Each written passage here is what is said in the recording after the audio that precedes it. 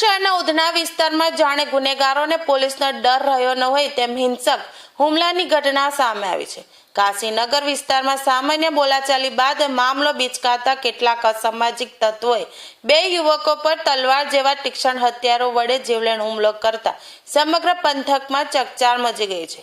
મળતી માહિતી મુજબ ઉધનાના કાશીનગર ખાતે સામાન્ય બાબતે બે પક્ષો વચ્ચે બોલાચાલી થઈ હતી। જોકે આ તકરાર ઉગ્ર બનતા અચાનક કેટલાક લુખ્ખા તત્વો હથિયારો સાથે ધસી આવ્યા હતા। આ ટોળકીએ ત્યાં હાજર બે યુવક પર તલવાર અને અન્ય તીક્ષ્ણ હથિયારોથી આડેધડ હુમલો કરવાનું શરૂ કર્યું હતું। આ જીવલેણ હુમલામાં બંને યુવકોને ગંભીર ઈજાઓ પહોંચી હોવાનું જાણવા મળ્યું છે।